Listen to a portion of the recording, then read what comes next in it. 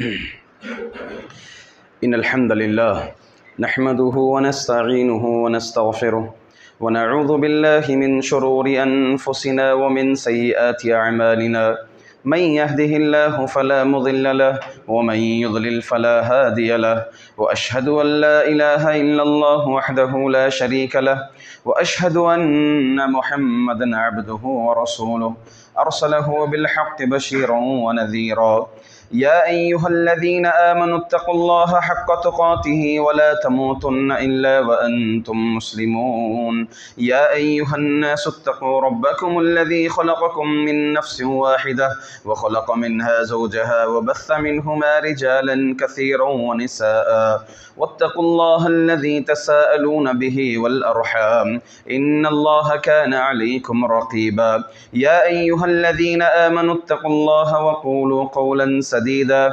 يصلح لكم أعمالكم ويغفر لكم ذنوبكم ومن يطع الله ورسوله فقد فاز فوزا عظيما أما بعد فإن خير الحديث كتاب الله وخير الهدي هدي محمد صلى الله عليه وسلم وشر الأمور محدثاتها وكل محدثة بدعة وكل بدعة ضلالة وكل ضلالة في النار أعوذ بالله من الشيطان الرجيم بسم الله الرحمن الرحيم قاف والقرآن المجيد بل عجبوا أن جاءهم منذر منهم فقال الكافرون هذا شيء عجيب أإذا متنا وكنا ترابا ذلك رجع بعيد قد علمنا ما تنقص الأرض منهم وعندنا كتاب حفيظ بل كذبوا بالحق لما جاءهم فهم في أمر مريج أفلم ينظروا إلى السماء فوقهم كيف بنيناها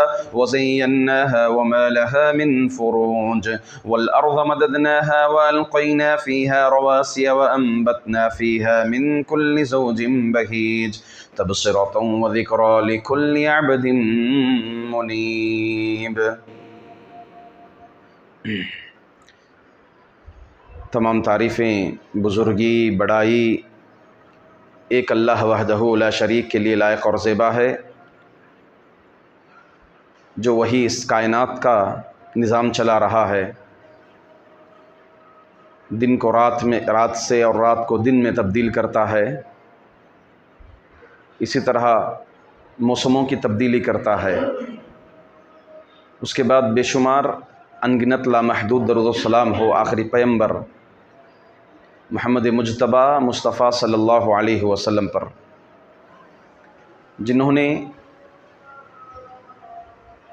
حالات کے لحاظ سے، موسموں کے لحاظ سے عبادات میں اس امت کی رہنمائی فرمائی ہے۔ معزز حاضرین، اللہ تعالیٰ کی تخلیق کے بے شمار مظاہر ہیں۔ یہ آسمان کا پیدا کرنا، جو بڑی بڑی مخلوقات ہے اللہ کی، زمین کا پیدا کرنا، ہمیں دکھائی دینے والی مخلوقات، انہی مظاہر میں سے ایک مظہر اللہ کی تخلیق کا یہ ہے کہ وہ موسموں کو بدلتا ہے۔ گرمی کا موسم، پتجھڑ کا موسم، برسات کا موسم، ٹھنڈی کا موسم۔ جس طرح بندوں کو مختلف اللہ تعالیٰ پیدا کیا ہے، عادات کے لحاظ سے، طور طریقے کے لحاظ سے، فطرت کے لحاظ سے، اللہ تعالیٰ ویسے ہی مختلف موسم بھی بنائے ہیں۔ تو ان موسموں کے لحاظ سے ہمارے لیے کچھ احکام مسنون ہو جاتے ہیں، کچھ احکام واجب ہو جاتے ہیں ہمارے لیے۔ اسی میں سے ایک موسم ہے جسے ہم اور آپ، جس کا آغاز ہو چکا ہے، وہ ہے موسم سرما، ٹھنڈی کا موسم یا سردی کا موسم۔ یہ ٹھنڈی اور اس موسم کا سبب کیا ہے، کارن کیا ہے؟ نبی اکرم صلی اللہ علیہ وسلم حدیث شریف میں فرماتے ہیں، اشتکت النار الی ربها فقالت ربی اکل بعضی بعضا فأذن لها بنفسین۔ آگ یعنی جہنم نے نبی اکرم اللہ تعالیٰ سے شکایت کی کہ اللہ میرا کچھ حصہ مجھے کو کھائے جا رہا ہے، میرا بعض حصہ مجھے کو کھائے جا رہا ہے، لہٰذا مجھے 2 سانسیں لینے کی اجازت دیجیے۔ تو اللہ تعالیٰ نے آگ کے جہنم کے کہنے کے بعد اللہ تعالیٰ نے جہنم کو 2 سانسیں لینے کی اجازت دی، فَأَذِنَ لَهَا بِنَفَسَيْن، اللہ تعالیٰ نے اجازت دی جہنم کو 2 سانسیں لینے کی۔ پھر اللہ کے رسول صلی اللہ علیہ وسلم نے فرمایا نَفَسٍ فِي الشِّتَاءِ وَنَفَسٍ فِي الصَّيْفِ، ایک ٹھنڈی کے موسم میں اور دوسرا گرمی کے موسم میں۔ پھر اللہ کے رسول صلی اللہ علیہ وسلم نے فرمایا یہ جو تم گرمی، سخت گرمی پاتے ہو موسم کی تبدیلی سے، پھر اسی طرح سے سردی تم پاتے ہو، یہ جہنم کے سانس لینے کی وجہ سے ہے۔ تو معلوم یہ ہوا کہ خصوصاً موسم سرما اور موسم گرما جہنم کے سانس لینے کی وجہ سے یہ موسم شروع ہوتا ہے، اور سردی آتی ہے، ٹھنڈی آتی ہے۔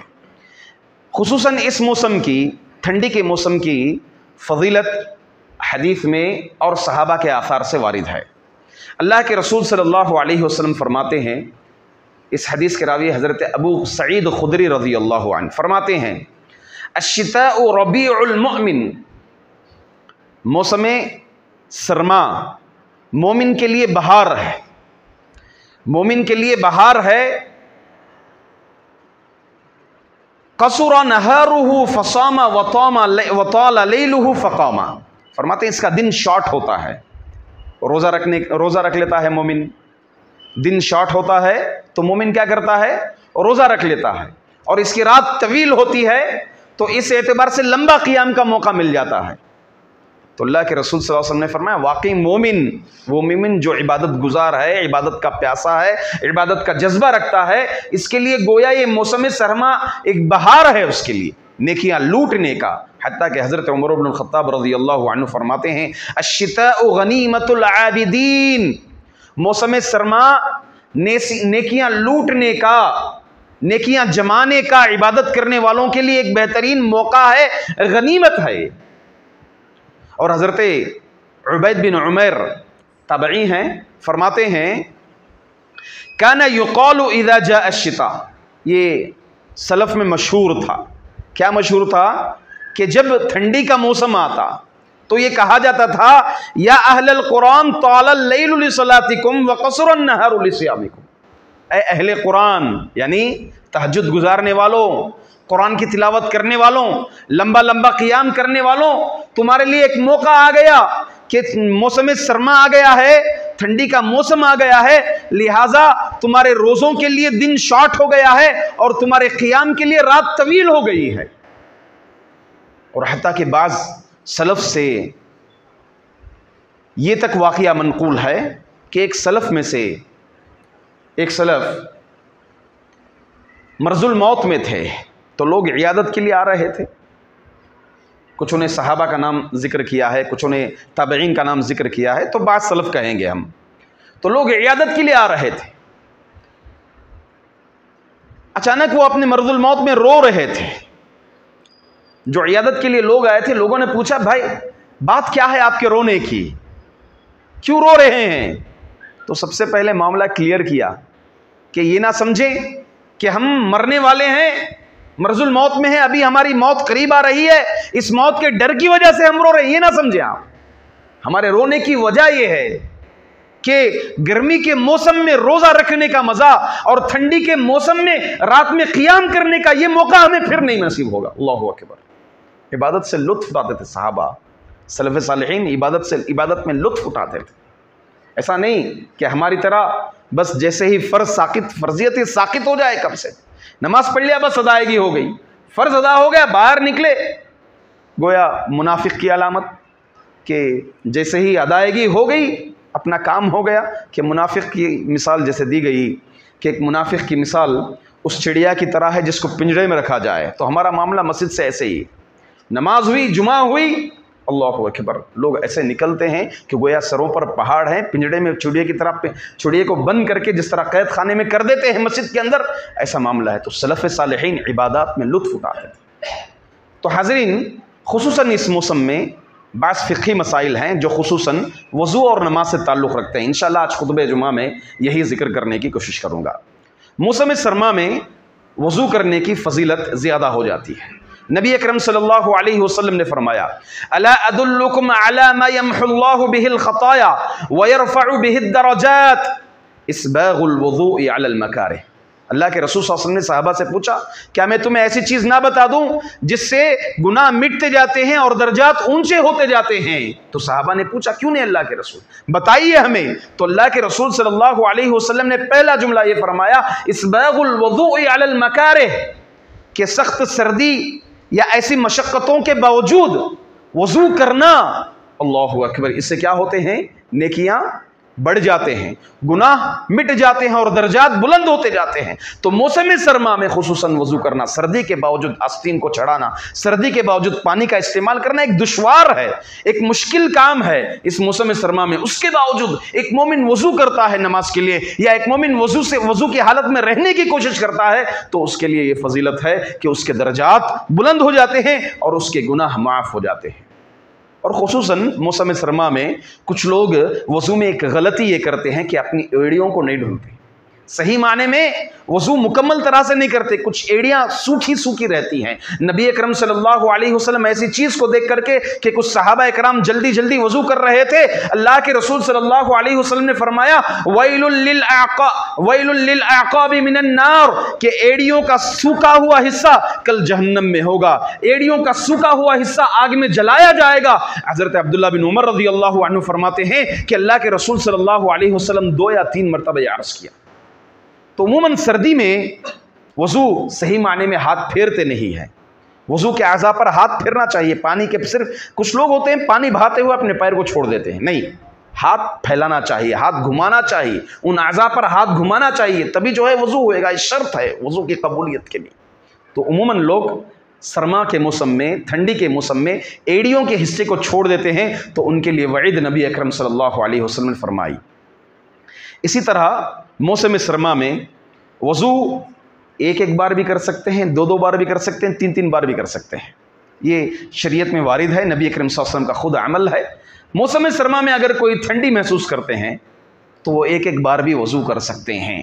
نبی اکرم صلی اللہ علیہ وسلم سے مروی ہے، حضرت عبداللہ بن عباس رضی اللہ عنہ فرماتے ہیں توضأ النبی صلی اللہ علیہ وسلم مرتن، اللہ کے رسول صلی اللہ علیہ وسلم نے ایک بار وضو کیا، یعنی ایک بار کلی، ایک بار چہرہ دھلا، ایک بار ہاتھ دھلا، مسح کیا، پھر ایک بار پیر دھلا نبی اکرم صلی اللہ علیہ وسلم. تو موسم سرما کی وجہ سے ایک بار بھی وضو کر سکتے ہیں. اسی طرح پانی کی قلت ہے، یہ بھی اگر وجہ ہے تو ایک بار وضو کر سکتے ہیں، ایک بار اپنے اعضاء کو دھل سکتے ہیں.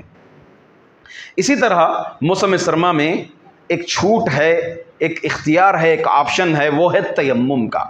گرچہ صحت مند ہو آدمی، گرچہ آدمی کیا ہو، صحت مند ہے، مگر موسم سرما ہے، سخت سردی ہے، سردی کا ڈر ہے، اپنے آپ کو زکام میں ڈوبنے کا ڈر ہے، بخار آنے کا ڈر ہے، اندیشہ ہے، ڈرتا ہے، تو ایسی صورت میں اس کو تیمم کرنے کی اجازت ہے شریعت میں. دلیل کیا ہے؟ حضرت عمرو بن العاص رضی اللہ عنہ فرماتے ہیں غزوہ ذات السلاسل، اس میں یہ امیر مقرر تھے. وہ فرماتے ہیں، یہ خود راوی اپنا واقعہ بیان کرتے ہیں، احتلمت فی لیلۃ باردۃ شدیدۃ البرد، کہ میں ایک رات، سخت ٹھنڈی رات تھی، سفر میں تھے، سریہ بھیجے ہوئے تھے نبی اکرم صلی اللہ علیہ وسلم. اس رات میں جو ہے سخت ٹھنڈی میں محتلم ہو گیا، مطلب مجھ پر غسل واجب ہو گیا. اب سمجھ رہا تھا، دیکھ رہا تھا، ان اغتسلت ان اہلک، اگر میں غسل کروں گا تو ہلاک ہو جاؤں گا. صحت مند تھے، امیر تھے، ظاہر سی بات ہے، امیر اللہ کے رسول صلی اللہ علیہ وسلم جوان طاقتور کو ہی چنتے ہیں نبی اکرم صلی اللہ علیہ وسلم. کہا کہ اگر میں غسل کروں گا تو ہلاک ہو جاؤں گا، سخت سردی اتنی زیادہ ہے. فتیممت ثم صلیت باصحابی صلاۃ الصبح، میں کیا کیا، تیمم کر لیا. تیمم غسل کا بھی بدیل ہے اور وضو کا بھی بدیل ہے. اگر غسل کرنے سے خوف ہو رہا ہے تیمم کر سکتے ہیں، وضو کرنے سے خوف ہو رہا ہے، سخت ٹھنڈی ہے تو تیمم کر سکتے ہیں. اسی طرح میاں بیوی ہیں، صبح غسل واجب ہو گیا ہے تو وہ اور ڈرتی ہے عورت کہ اگر میں غسل کروں گی تو سردی ہو جائے گی، زکام ہو جائے گی، بخار ہو جائے گی، تو عورت کے لیے چھوٹ ہے، وہ تیمم کر لیں، پھر جیسے ہی دن کھل جائیں، سورج طلوع ہو جائے تو ایسے سمے دوبارہ غسل کر لیں، اس کے لیے اختیار ہے، شریعت نے اختیار دے رکھی ہے۔ تو فرماتے ہیں میں نے تیمم کیا اور صحابہ کو میں نے امامت بھی کر دی، نماز بھی پڑھا دی فجر کی، اللہ اکبر۔ ایک تو تیمم کیا اور دوسری چیز جو میں نے جو ہے نماز بھی پڑھا دی۔ فذکرت ذلک للنبی صلی اللہ علیہ وسلم، اب میں یہ واقعہ نبی اکرم صلی اللہ علیہ وسلم کو آ کر بیان کیا کہ میں محتلم ہو گیا، مجھ پر غسل واجب ہو گیا، سفر میں تھا، ٹھنڈی کا ڈر تھا، تو میں نے تیمم کر کے نماز پڑھا دی۔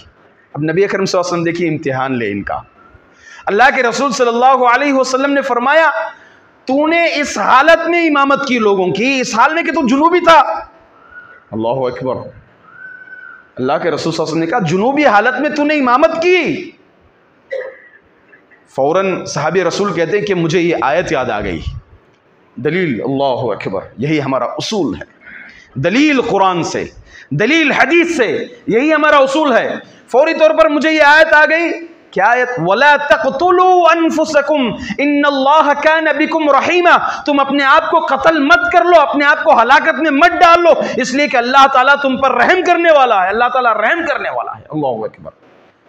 نبی اکرم صلی اللہ علیہ وسلم نے جیسے ہی سنا فَضَحِكَ وَلَمْ يَقُلْ شَيْءٍ، نبی اکرم صلی اللہ علیہ وسلم یہ دلیل سنے، مسکرائے اور کوئی جواب نہیں دیے، اللہ اکبر۔ معلوم یہ ہوا کہ اگر موسم سرما میں سخت ٹھنڈی ہے، سخت سردی ہے اور ہمیں ہلاک ہونے کا ڈر ہے، زکام ہونے کا ڈر ہے، یا ہم آلریڈی زکام سے ہیں یا پھر بخار آنے کا اندیشہ ہے، تو ایسی صورت میں ہم اگر غسل ہم پر واجب ہوا ہے یا وضو نماز کے لیے واجب ہو گیا ہے تو ایسی صورت میں ہم تیمم کر سکتے ہیں۔ اسی طرح وضو کے مسئلے میں ایک مسئلہ یہ بھی ہے کہ اگر ہم جراب پہنے ہیں، موزہ پہنے ہیں، ساکس پہنے ہیں، پگڑی پہنے ہیں تو موسم سرما میں اس پر مسح کر سکتے ہیں۔ نبی اکرم صلی اللہ علیہ وسلم نے اس کی اجازت دی کہ اللہ کے رسول صلی اللہ علیہ وسلم ایک دستہ، ایک سریہ آپ نے بھیجا، جو صحابہ کو آپ نے بھیجا تھا انہیں سخت سردی لاحق ہو گئی، پھر نبی اکرم صلی اللہ علیہ وسلم نے انہیں حکم دیا پگڑی اور جراب، یعنی ایسی چیز جو پیر کو گرم کر سکے، گرم رکھ سکے، ایسی دونوں چیزوں کو پہن کر کے اس پر مسح کرنے کا نبی اکرم صلی اللہ علیہ وسلم نے حکم دیا۔ تو سخت سردی میں موزوں پر مسح کر سکتے ہیں۔ اگر ہم موزے پہنے ہیں، موزہ نکالنا دشواری سمجھتے ہیں، رات میں ہم موزہ پہن کر کے سوئے سخت ٹھنڈی کی وجہ سے، ساکس پہن کر کے سوئے ہم سخت ٹھنڈی کی وجہ سے، صبح اٹھتے ہیں ساکس نکلنے میں دشواری سمجھتے ہیں، ہمارے لیے آپشن ہے کہ ہم اس ساکس پر مسح کر لیں۔ اگر مقیم ہیں تو 5 نمازوں پر مسح کریں گے، یعنی ایک دن۔ اگر ہم سفر پر ہیں تو 3 دن ہمیں شریعت نے اجازت دے رکھی ہے مسح کرنے کی، پگڑی اور موزوں پر۔ اسی طرح سے اس موسم سرما میں بعض مسائل نماز سے تعلق رکھتے ہیں۔ نماز کے سلسلے میں موسم سرما میں کچھ لوگ کپڑوں کے اوپر زائد کچھ گرم جاکٹ ہو، شال ہو وغیرہ اوڑھتے ہیں نمازوں میں، خصوصاً فجر کی نماز ہو، عشاء کی نماز ہو، اور یہاں ان علاقوں کے علاوہ کشمیر جیسے علاقے جہاں سخت ٹھنڈی ہوتی ہے، ایسے علاقوں میں عموماً پہنا کرتے ہیں۔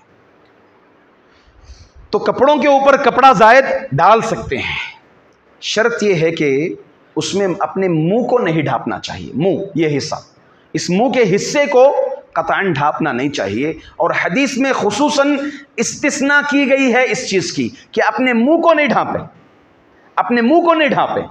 نبی اکرم صلی اللہ علیہ وسلم نہا رسول اللہ صلی اللہ علیہ وسلم ان یغطی الرجل فاہ فی الصلاۃ، نبی اکرم صلی اللہ علیہ وسلم نے روکا ہے کہ اپنے اس منہ کو ڈھانپے نماز کے عالم میں، نماز کی حالت میں۔ ہاں اگر مرض ہے، جیسے کرونا کا معاملہ آ گیا، ماسک پہنے ہیں، یا پھر آپ کو بیماری ہے، آپ کو خوف ہے کہ میری یہ بیماری پھیل سکتی ہے، آپ کو کھانسی ہے، ایسی زکام ہے جو پھیلنے کا آپ کو ڈر ہے، تو آپ ضرور ماسک پہنیں، یا پھر آپ کسی اور سے محسوس کرتے ہیں تو آپ ضرور ماسک پہنیں، نماز کی حالت میں نماز ہو جائے گی۔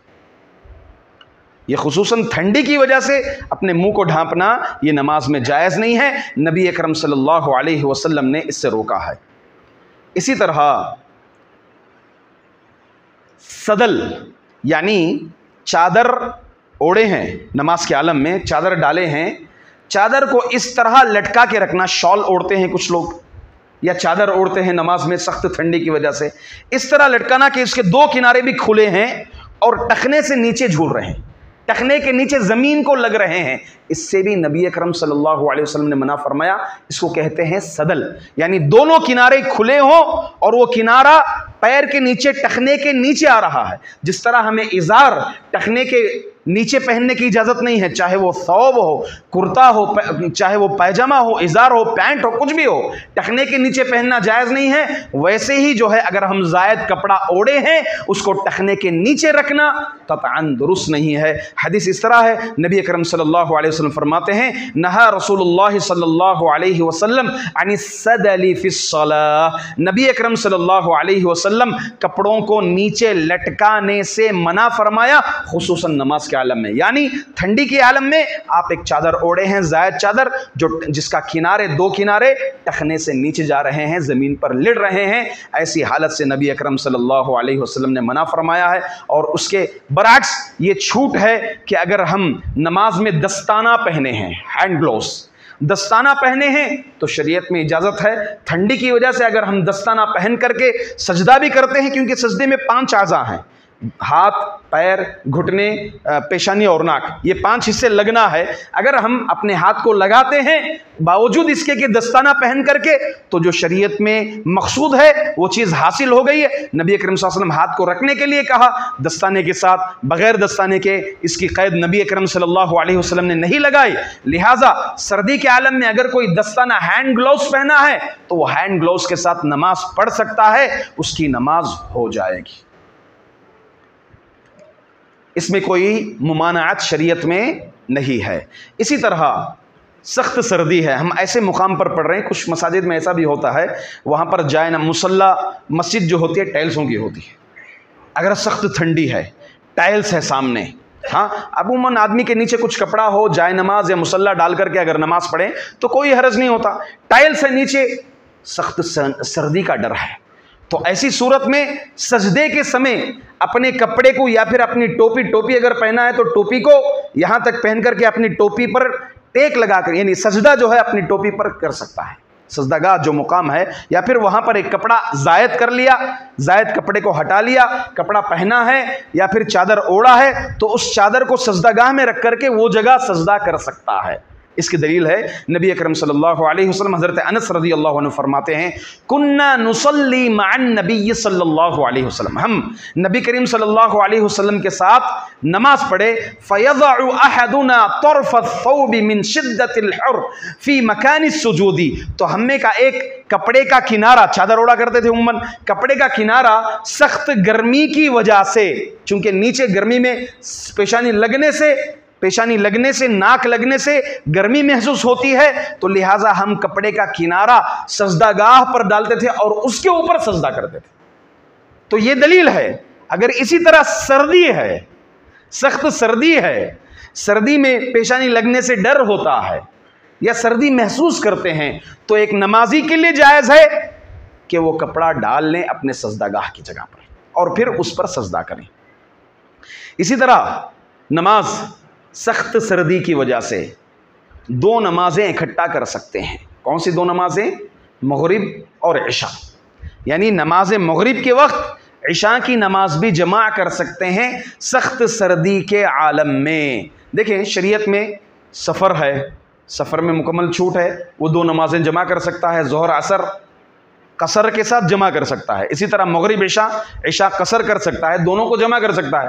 اسی طرح مزدلفہ اور عرفہ میں خصوصی مسئلہ ہے، وہاں پر بھی عرفہ میں گرچہ وہ مقیم آدمی ہے، حج پر ہے، تو عرفہ میں ظہر اور عصر اول وقت میں پڑھے گا، جمع مقدم کرے گا، مزدلفہ میں مغرب اور عشاء جمع مؤخر کرے گا، عشاء کے وقت جو ہے مغرب اور عشاء پڑھے گا۔ اس کے علاوہ بھی شریعت نے کچھ چھوٹ دے رکھی ہے۔ کچھ مقامات ایسے ہیں جیسے سخت سردی ہے، بارش کا موسم ہے، تو امام جو ہے اس کا فیصلہ کرے گا۔ اب یہ فیصلہ کون لے گا؟ امام فیصلہ لے گا، امام فیصلہ لے گا اور 2 نمازیں جو ہے جمع کرائے گا۔ حضرت عبداللہ بن عمر رضی اللہ عنہ فرماتے ہیں، وہ راوی حدیث کہتے ہیں کہ عبداللہ بن عمر رضی اللہ عنہ ایک مرتبہ اعلان کیا اعلان کیا، بخاری شریف کی روایت ہے، صلو فی رحالکم، کہ تم اپنے اپنے گھروں میں نماز پڑھ لو، تم اپنے اپنے گھروں میں نماز پڑھ لو۔ راوی حدیث کہتے ہیں آخری جملہ فی اللیلۃ الباردۃ او المطیرۃ فی السفر، فرماتے ہیں سخت رات میں، ٹھنڈی رات میں، سخت ٹھنڈی رات ہے، سخت ٹھنڈی ہے، تو ایسی صورت میں گھروں میں نماز پڑھ سکتے ہیں، اجازت دے رکھی ہے۔ سخت برسات آ رہی ہے، گھروں میں نماز پڑھ سکتے ہیں، مؤذن اعلان کرے گا صلو فی رحالکم، اپنے اپنے گھروں میں نماز پڑھ لو۔ اگر سخت بارش ہو رہی ہے، مومن کو، نمازی کو گھر سے نکل کر مسجد کو آنے کے لیے دشواری ہے، بارش ہو رہی ہے، تو وہ گھر میں نماز پڑھ سکتا ہے، اور مؤذن اذان دینے کے بعد مائک سے اعلان کرے گا صلو فی رحالکم، اپنے اپنے گھروں میں نماز پڑھ لو۔ تو اس میں گھروں میں جب نماز پڑھنے کی چھوڑ دی گئی ہے، تو اسی طرح بارش کی وجہ سے 2 نمازیں جمع کر سکتے ہیں، اور اسی طرح سخت ٹھنڈی اگر ہے تو 2 نمازیں جمع کر سکتے ہیں۔ تو سخت سردی کی وجہ سے 2 نمازوں کو اکٹھا کیا جاتا ہے۔ اور ایک آخری مسئلہ یہ ہے کہ نماز ٹھنڈی کے ایام میں بستر پر بھی پڑھ سکتے ہیں۔ دیکھیے امام بخاری رحمۃ اللہ علیہ نے باب باندھا ہے، باب الصلاۃ علی الفراش، بستر پر نماز۔ اب بستر چاہے جس کا جیسا ہو، کوئی نہلی پر سوتا ہے، کوئی صرف ایک چادر بچھایا ہوا ہے اس پر سوتا ہے، کوئی ہنسی پر سوتا ہے، یعنی فراش کہتے ہیں عربی زبان میں بسترگاہ، یعنی وہ جگہ جہاں پر آدمی لیٹتا ہے، آرام کرتا ہے، جس کو اپنا بستر کہتے ہیں۔ تو اگر سردی کا موسم ہے تو ایسی صورت میں وہ اپنے بستر پر بھی، فرض نماز نہیں، جماعت کے ساتھ نمازیں پڑھے گا، نفل نمازیں وہ اپنے بستر پر بھی پڑھ سکتا ہے۔ خود نبی اکرم صلی اللہ علیہ وسلم جب گھروں میں نماز پڑھتے تھے، اللہ کے رسول صلی اللہ علیہ وسلم کا گھر تو بہت چھوٹا تھا، اللہ کے رسول صلی اللہ علیہ وسلم نماز پڑھتے تھے، عائشہ رضی اللہ عنہ حیض کے عالم میں ہوتی تھی، تو جب اللہ کے رسول صلی اللہ علیہ وسلم سجدہ کرتے تھے تو عائشہ رضی اللہ عنہ کے پیر لمبے ہوتے تھے، پیر پھیلا کر کے سوتی تھی، گھر چھوٹا ہوتا تھا، تو آپ اپنے پیر کو سکیڑ لیتی تھی جب نبی اکرم صلی اللہ علیہ وسلم سجدے کے لیے جاتے تھے۔ تو اس میں یہ دلیل ہے کہ فراش یعنی بستر پر، چونکہ اللہ کے رسول صلی اللہ علیہ وسلم کی سونے کی جگہ بھی وہی تھی، تو فراش پر، بستر پر ٹھنڈی کے عالم میں، جیسے وتر کی نماز ہے، مسنون نمازیں ہیں، اگر کوئی محسوس کرتا ہے وہ اپنے بستر پر پڑھیں تو اس کے لیے اختیار ہے، شریعت نے اس کے لیے چھوٹ دے رکھی ہے، اور خصوصاً سردی کے موسم میں اس کے لیے تو ایک ذریعہ بن جاتا ہے، اس کے لیے ایک سبب بن جاتا ہے کہ وہ اپنے بستر پر نماز پڑھیں، اور اس سنت پر بھی عمل ہونا چاہیے بحیثیت امتی۔ تو معزز حاضرین، یہ کچھ خصوصی مسائل تھے جو ٹھنڈی کے موسم سے تعلق رکھتے ہیں۔ عموماً ہمیں یہ سب مسائل نہیں معلوم ہوتے ہیں، جب کسی سے دیکھتے ہیں یہ سب چیزیں ہمیں انوکھا لگتا ہے اور کہہ دیتے ہیں کہ اب تک کسی نے ایسا نہیں کیا، یہ کچھ نیا کر رہے ہیں۔ یہ دراصل ان کی غلطی نہیں ہے، غلطی ہماری ہے، ہمیں علم نہیں ہے، علم ہمیں نہیں ہے۔ ہمیں بچپن سے عالموں کے ساتھ نماز پڑھ رہے ہیں، بچپن سے کون سے کی مولوی صاحبوں کو ہم دیکھے، ان کو دیکھے، انہوں ایسا نہیں کیا، آپ کر رہے ہیں، یہ پرابلم آپ کا ہے، آپ کو علم نہیں ہے، پرابلم آپ کا ہے۔ یہ جو مولوی صاحب عمل کر رہے ہیں ان کا نہیں ہے، وہ صحیح حدیث پہ چل رہے ہیں، آپ کا پرابلم ہے، آپ نے صحیح علم حاصل نہیں کیا، آپ نے وہ علم حاصل نہیں کیا۔ اور کوئی ضروری نہیں آپ کسی عالم کی صحبت میں رہیں تو وہ عالم کو جتنے پورے مسائل معلوم ہیں آپ کو بھی معلوم ہو جائے، نہیں، کوئی ضروری نہیں ہے، کیونکہ صحابہ کرام رضوان اللہ علیہم اجمعین کو، کہ ایک صحابی کو پوری حدیثیں نہیں معلوم تھی، پوری حدیثیں ایک ہی صحابی کو پوری حدیثیں نہیں معلوم تھی۔ نبی اکرم صلی اللہ علیہ وسلم کا تعلیم دینے کا طریقہ مختلف ہوتا تھا، بازاروں میں، مسجدوں میں، جہاں سفر میں، جیسے بھی اللہ کے رسول صلی اللہ علیہ وسلم کا مسئلہ، تعلیم دینے کا مسئلہ جو ہے اس طرح ہوتا تھا۔ تو لہٰذا یہ مسائل ہیں جو خصوصاً سردی کے عالم میں کچھ چھوٹیں ہمیں جو ہے وضو کے معاملے میں دی گئی ہیں، کچھ چھوٹیں جو ہے نماز کے معاملے میں دی گئی ہیں۔ ہمیں چاہیے کہ ان تمام چیزوں کا علم رکھیں اور ان چیزوں پر عمل کرنے کی کوشش کریں۔ اللہ تعالیٰ سے دعا ہے اللہ تعالیٰ ہم تمام کو صحیح کتاب و سنت پر عمل کرنے کی توفیق عطا فرمائے۔ تعلیم اللہ تعالیٰ ہم تمام کو حاصل کرنے کی، علم دین سیکھنے کی اللہ تعالیٰ ہم تمام کو توفیق عطا فرمائے۔ ہمارے پریشانیوں کو اللہ تعالیٰ دور عطا فرمائے۔ ہمیں جو بیمار حال ہیں اللہ تعالیٰ انہیں شفا عاجلہ کاملہ عطا فرمائے، ان کے گھر والوں کو صبر جمیل عطا فرمائے، جو قرض میں ڈوبے ہوئے ہیں اللہ تعالیٰ انہیں قرض لوٹانے کے راستے ہموار فرمائے۔ آمین۔ اقول قولی ھذا استغفر اللہ لی ولکم۔